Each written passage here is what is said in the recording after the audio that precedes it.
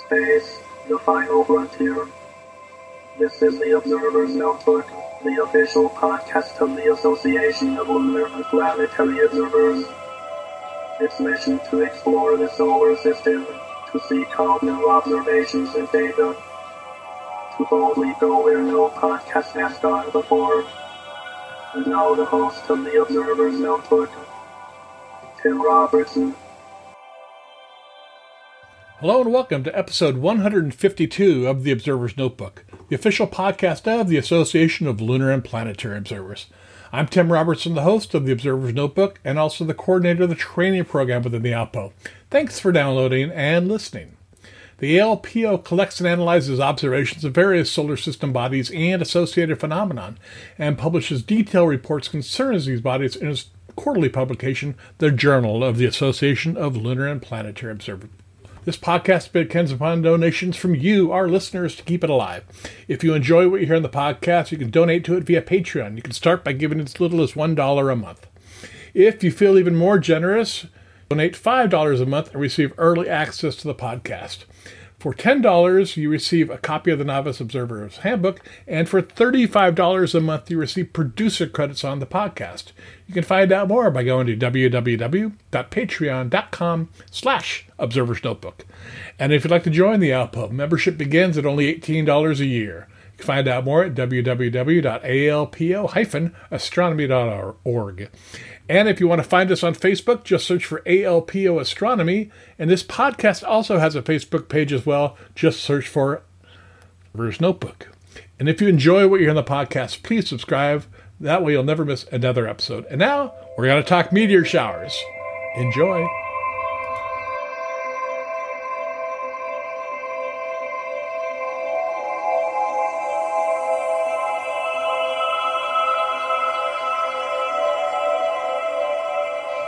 All right, I'd like to welcome everybody back to this edition of the Observer's Notebook podcast. And we're going to talk about meteors, and that means we're talking to Bob Lunsford, the coordinator of the ALPO Meteor Section. Welcome to the podcast, Bob. Thank you very much. It's been a long, hot summer, and now we're ready for some cool weather observing. I like that. Yeah, you can get nice and comfortable outside and even throw a nice thick blanket over you and be nice and cozy watching all the shooting stars. That's my favorite part of watching meteors. You bet. Get comfortable. So I guess we got a couple we're talking about today. Yeah, we have the Orionids, okay, which are active between September 26th and the 22nd of November. So that's a long stretch. And the reason for that is these guys are associated with Halley's Comet. And they are the inbound portion of Halley's Comet. So much like the comet back in 1985, it first appeared in the constellation of Orion. Well, guess what? It's real close to the Orionid radiant. So it's therefore it's called the Orionids. Very true. Very true. See how I put that together? You're awesome. Okay. The Orionids, rather than having a very sharp peak like the Perseids, they have kind of a plateau peak where they're going to be good for almost a solid week, centered on the 21st of October, which is a Friday. Okay. The last quarter moon is on the 17th, so that's pretty good timing. Oh, excellent. So with each night, the moon is going to be less and less of an obstacle, and on the 21st, it'll be just probably 10 to 20% illuminated. It won't even rise until 5 in the morning. So, not an obstacle at all. Oh, that's fantastic. So, this time of year, the Orionids rise about 10 o'clock in the evening. That goes for almost all locations, unless you're, even daylight savings time or not. It's pretty darn close to 10. So, but you know what? I wouldn't bother observing at that time because they're not really strong enough to produce a lot of Earth grazers. So sure, you can go out and try, but the odds of seeing any Orionids at that time of the night are pretty slim. So I would suggest waiting till the wee morning hours when the constellation of Orion has risen higher in the sky, and that will give you a much better chance to see them. Okay. Now the radiant, the exact point where these seem to appear from, lies in the club of Orion, which is about 10 degrees north of the bright orange star Betelgeuse. So it does move 1 degree toward the east every day, but if you look in that same vicinity, you probably couldn't tell the difference during that whole week. And to be honest, I wouldn't look right at the radiant because you may miss some that show up on the edge of your field. So I'd kind of put the radiant toward the edge so you can still tell that they're Orionids, but also get a good view of other showers that are active at the time, such as the Taurids. And there's other showers to the east, one known as the Epsilon Geminids, and another one in Leo Minor, which actually produces a lot of bright meteors. Wow. So this is a great time of year to be observing. So what are some of the characteristics of the Orionids meteor shower? We encounter them at almost a head-on positions. So they're among the fastest meteors we see.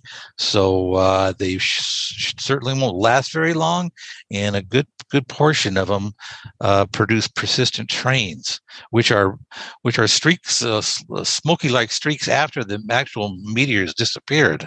Oh, very cool. So one thing going against the Orion is they don't seem to be very large meteors. So there don't seem to be a lot of fireballs. And this is one shower that really, really helps to have the darkest sight possible. Okay, so they're not really bright, but they're plentiful. Really, well, they're a mid-strength stream, I would say. Okay. If you observe from home, let's say in a suburban area, on the night of maximum, you probably see 15 to 20 Orionids per hour. Okay. During the last few hours before dawn. If you were to head to the hills where you could really see lots of stars in that glorious winter Milky Way, you probably increase it to 20 to 30 an hour. Wow. Because you'll see a lot of fourth and fifth magnitude Orionids. Mm-hmm. And besides, the dimmer, I should say the fainter the meteors, being out there in those worlds will show up better. And besides, there's a lot more fourth and fifth magnitude meteors than there are bright ones. So if you're one to get as many wishes in as possible, that's the way to go. Well, the nice thing is too, this happens on is it a Friday night? Actually, it's a Thursday night. Okay. But that weekend of the 22nd, 23rd will still be prime time. Okay. To observe the Orionids. Great time to get out of town and set up a lounge chair and watch some meteors. You betcha. Now, a lot of people lay straight back and look straight up.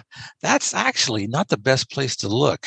And the reason for that is you're looking through the thinnest slice of atmosphere, which is great for planetary guys looking through their telescopes. But what you want to do is look through as much atmosphere as possible because you're bound to see more meteors. I've noticed this when taking photographs, that if you put the horizon right on the bottom of your frame, you will get a lot of pictures of meteors within that. So I tell everybody to look approximately halfway up in the sky. Don't look straight up. Okay. And it kind of happens to be that if you do that, the Orion radiant will be kind of in the top of your vision, and it'll be shooting down toward the southern horizon. And with all those beautiful stars this time of year, that makes a nice scene. Yeah, because Orion's a beautiful constellation just to photograph, and if you can have some meteors in the frame as well, that's really nice. Most definitely, and this time of year, you're going to have the brilliant Mars up in the between the horns of Taurus. So that even adds to the scene. That's true. Very cool. Now, if you want to get serious and count these meteors, we suggest that you watch for at least an hour, because no matter the meteor shower, they appear in clumps. They're not if they say you're going to see 16-hour, believe me, they're not going to show up one every minute. You're gonna have a 5-minute period where you won't see a thing, and then you might have another 5-minute period where you see 10. So notoriously clumpy. It drives you crazy. But that's why a minimum an hour at a time. A minimum of an hour at a time. Yeah. And if you want to see the best of them, I would go out 2-3 hours before dawn, and the constellation will be high in the southern sky, and you'll see the best of the Orionids during that time. And the moon will be favorably placed too. So a slim crescent way over in the east, so not Very a nice. problem. Not Very a problem nice. at all. Great. So we're looking forward to getting some observations on these. All right. You mentioned some other meteor showers as well. Right. The main one during the Orionids is the Taurids. And the Taurids are from Comet Encke, which has the shortest period known of any major comet, I should say. It revolves around the sun in only 3.3 years. So it comes and goes quite frequently. Now, Comet Encke has a very interesting past.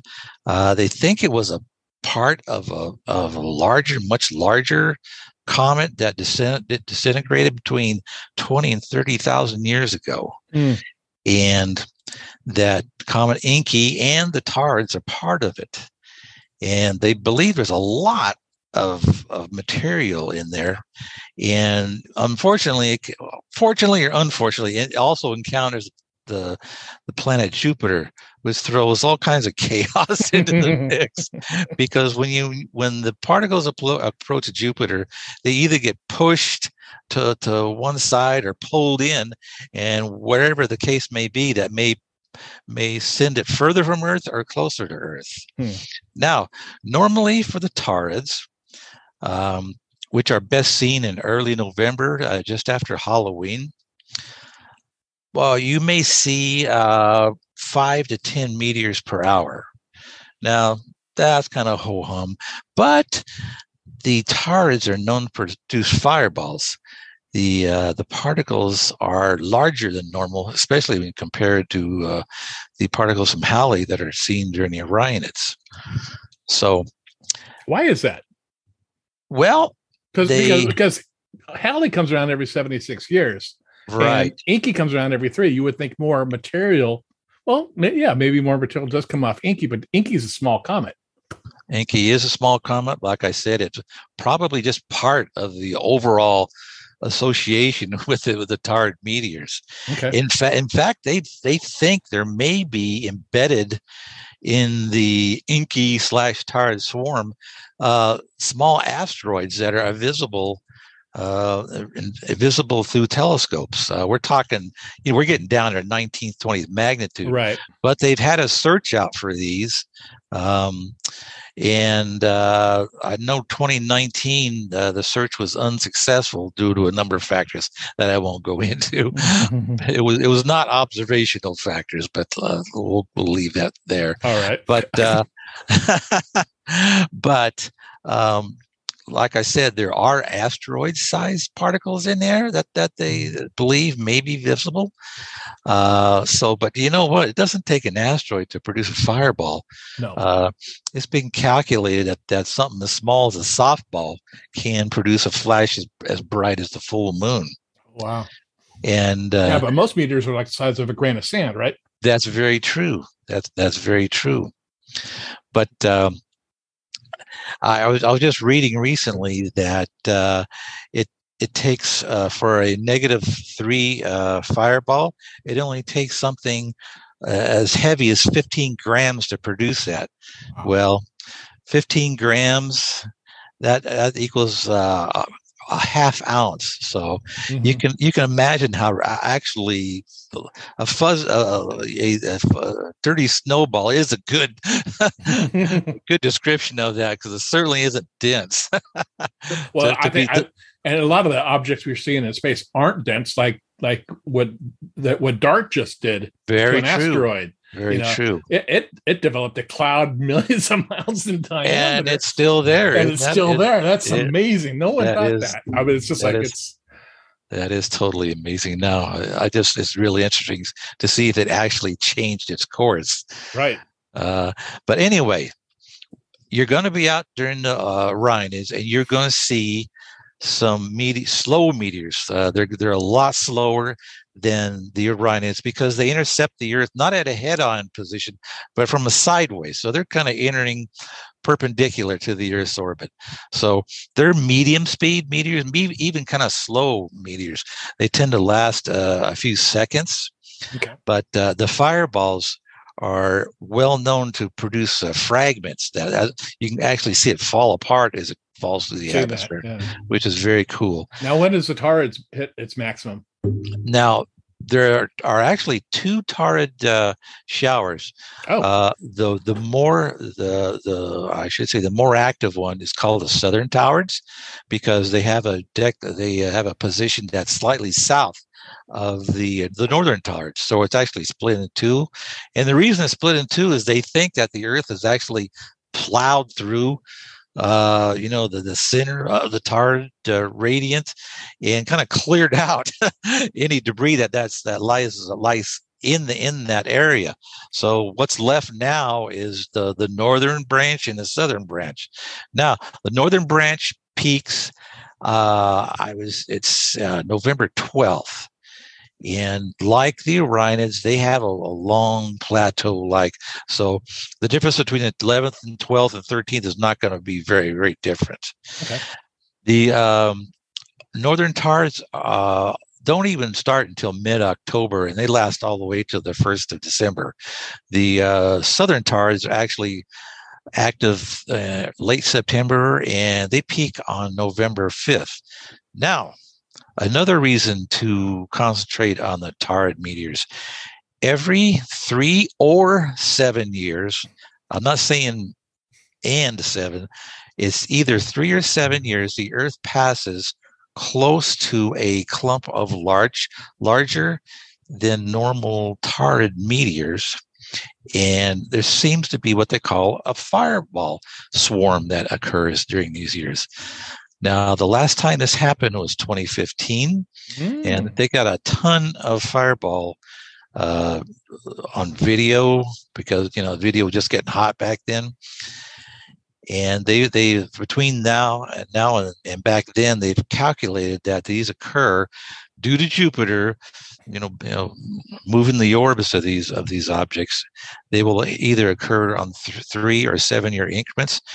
Wow. So the next 7 years.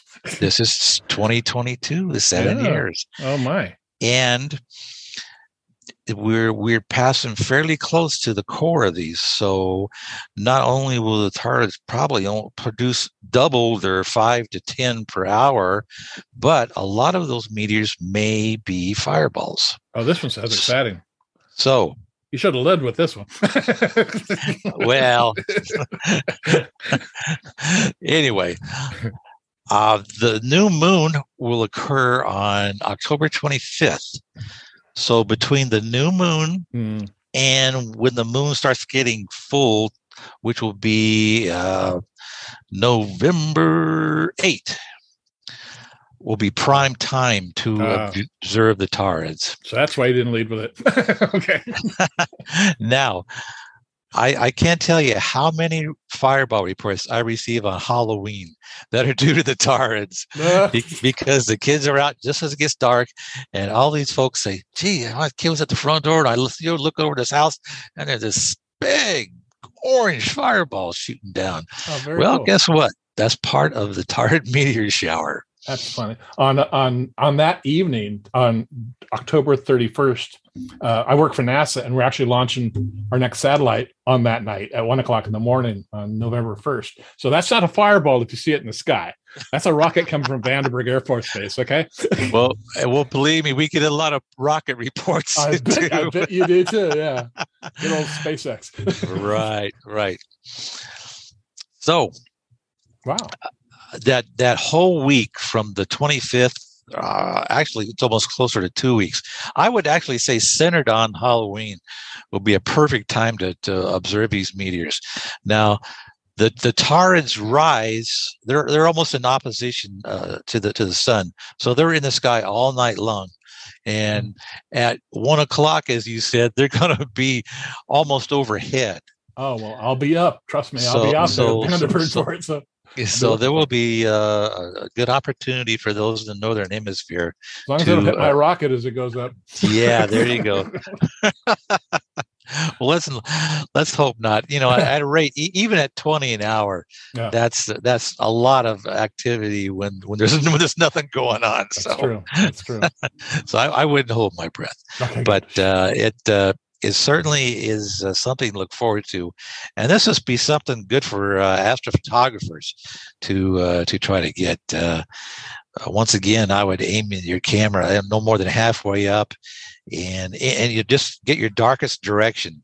And if you're lucky, one of those tarred fireballs will shoot through your field of view. Fantastic.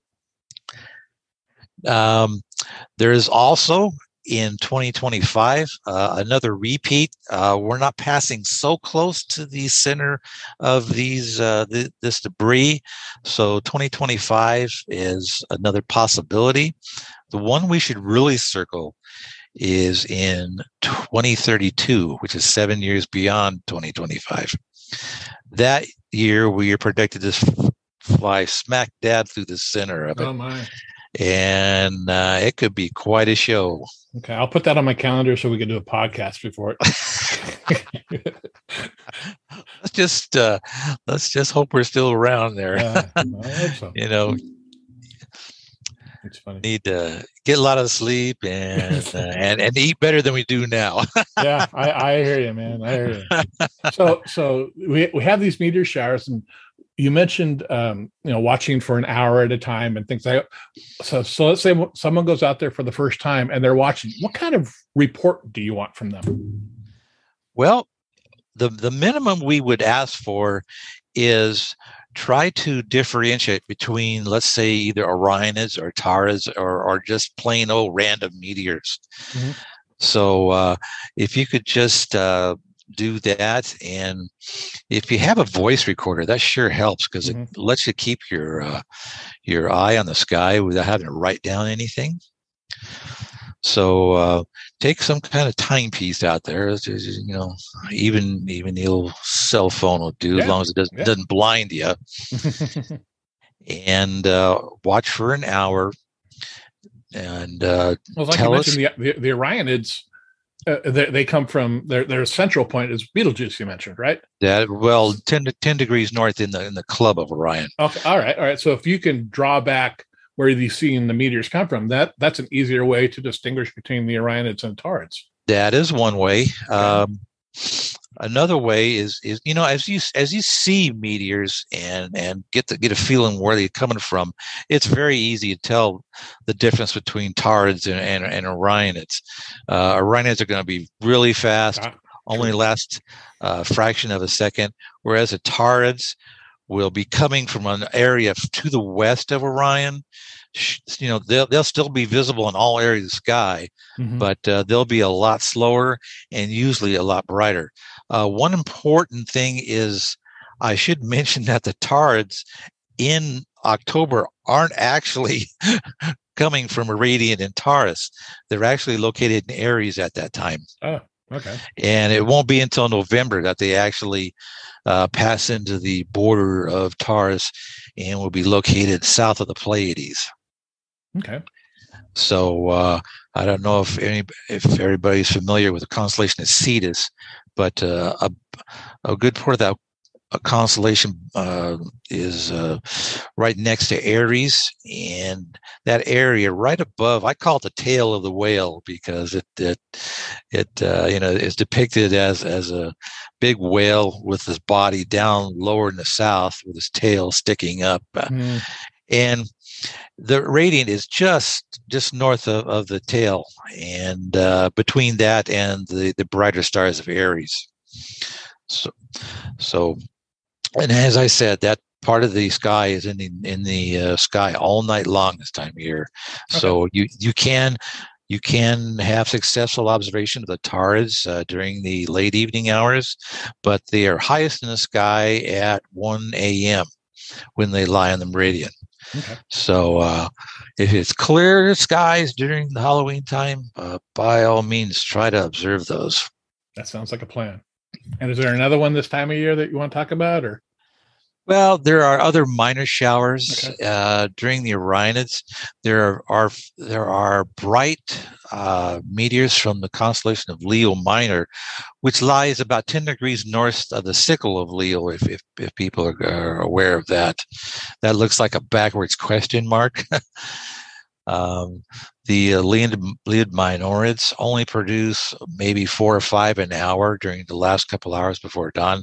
Very fast meteors like the Orionids, but they come from a point way to the northeast compared to Orion. So if you're looking toward the south and you see a bunch of bright meteors come from over your left shoulder, those will most likely be the Leo Minorids. And one other shower that probably deserves mention is one called the Epsilon Geminids. You know what? There are programs that let you run cameras through a computer that will decipher which showers are which. Well, this shower is so close to the Orionids, it has a heck of a time deciphering between either is it an Epsilon Geminid or is it an Orionid, because the speeds are similar and the radiants are only like 15, 20 degrees apart. Oh my goodness. So actually the eye is a better instrument for separating these two. Epsilon Geminids are much weaker than the Orionids, maybe only 2 to 3 per hour. But if you see something that looked like it came from a source of 10 to 15 degrees northeast of the Orionid radiant, which is in the Club of Orion, chances are that may be an Epsilon Geminid. Fantastic! Wow, very interesting. So now, this is a great time to observe meteors. So it won't be as frigid as it will be in December. So I would certainly take advantage of it. It sounds like a plan. Now you're the coordinator of the ALPO Meteor Section. You're also involved with another meteor organization as well. Right. The American Meteor Society, which has been around for more than 100 years. And I'm also the Secretary General for the International Meteor Organization.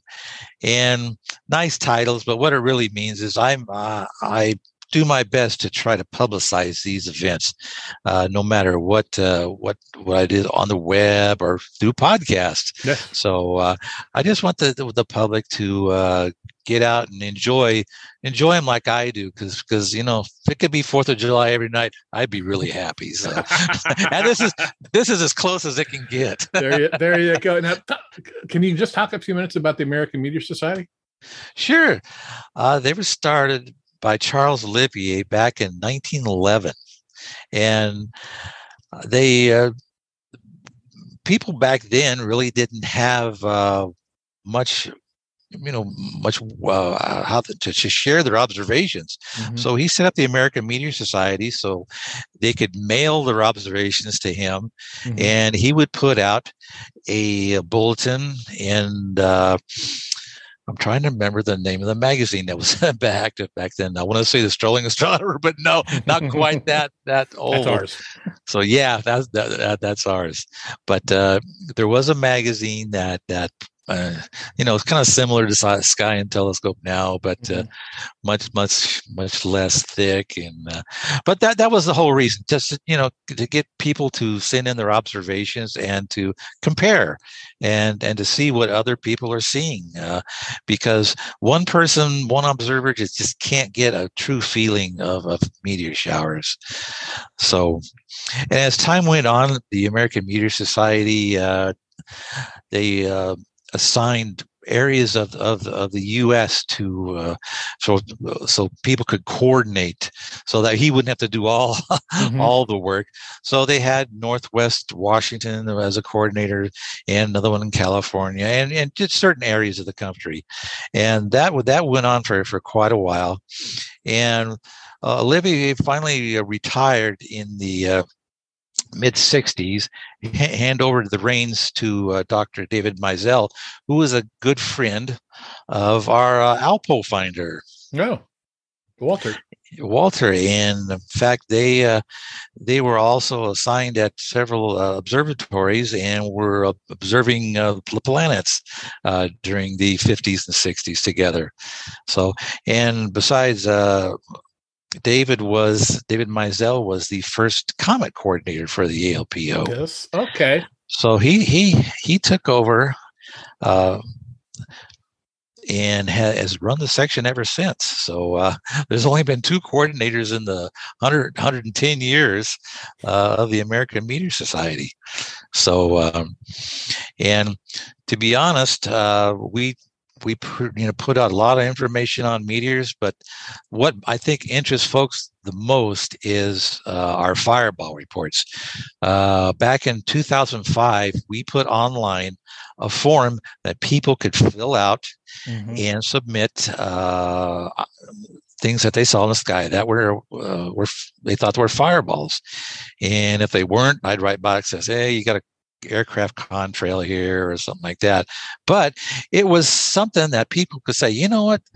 About 3 years ago during the Geminids, I saw a fireball, and I wonder if anybody else saw it.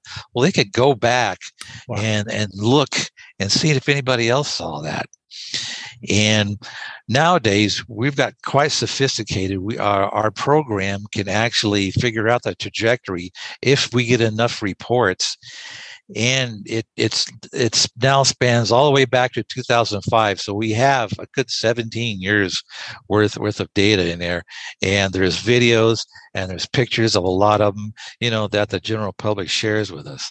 So we got quite a library of fireball reports now. Wow. How large is the organization? The organization itself is probably smaller than the ALPO. Only 200 probably, constant observers, but they're active. Well, yeah, once or twice a year sometimes. A third of them are active. Okay. Like most organizations. Okay. There you go. A lot of lurkers. But there's a lot of people that have registered, as long as it doesn't cost anything. And, they receive updates and everything automatically. So there's a lot of interest out there. But, as a dues paying society, we're nothing to brag about. Okay. Well, that's interesting. I've always wanted to ask you about that. My pleasure. Okay. You have anything else you want to add before we close this one? Oh, not now. I think we've covered everything, and let's hope for a clear fall season and lots of meteors. Sounds like a plan. All right, Bob. Thanks for coming on the podcast today. My pleasure.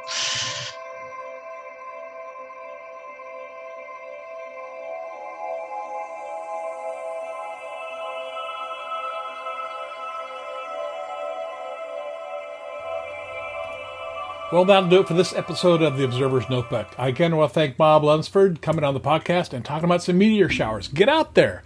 Observe some meteors. These sound like some incredible meteor showers.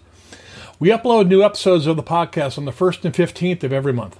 You can subscribe to us on iTunes. If you do, please rate and review us. It really means a lot to me, and it brings more people to the channel. You can also listen to us on Apple Radio, iHeartRadio, SoundCloud, Spring, Google Play, on Echo, Spotify, and we also have our own YouTube channel, and the podcasts are also available there. You can help support the podcast by donating to it via Patreon. If you give up to $35 a month, you receive 1 year's membership in the ALPO and producer credits on the podcast. And with that, I want to thank the producers of this podcast, Steve Siedentop and Michael Moyer, for their generous support to the podcast. Thank you very much, gentlemen. The link for Patreon, as well as the link for the ALPO, is in the show notes. If you'd like to get a hold of me, you can email me at cometman@cometman.net or on Twitter at @observersnbpod. Until next time, I hope that you always have clear and steady skies. Thanks for listening.